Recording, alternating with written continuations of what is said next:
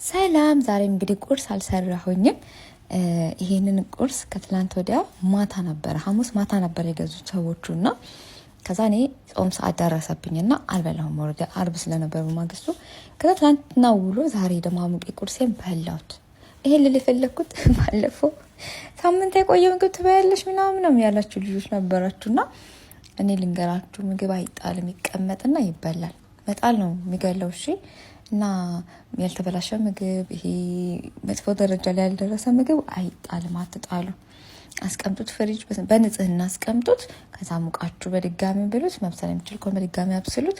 ከዛ ብሉት እስካልተበላሸ ድረስ ማለት ነው። ጥግ ድረስ ይበላሽ ነው እንጂ እነሱም ሰዎቹን እያያችሁ እነሱ ኦልሬዲ ገና ዛሬ ያለ ኤክስፔክቴድ የሆነውን ይጥሉታል። ምንም በቃ ገና ነገ ሊያልቅ ያለውን ዛሬ ይጥሉታል። ለምን? እነሱ ስላላቸው ነው። ማለት አያውቁትም። ይሄ የእንትኑ ማለት ነው ግፍ ምን እንደሆነ ምናምን ብዙም አያውቁም። ስለዚህ እነሱ እያያችሁ እናንተ ምግብ ወስዳችሁ እንዳትጥሉ። ምግብ መስጠት የምትችሉ ሰው ካለ መስጠት ነው ውጪ ላይ ላሉ ሰዎች። አለበለዚያ ግን አስቀምጡትና ብሉ። ሲትረፈርፍ አውጣችሁ አትጣሉ። ምግብ አስቀምጣችሁ ብሉ ካልተበላሸ ድረስ ማለት ነውና ለማንኛውም ይሄ ለማለት ነው። ባይ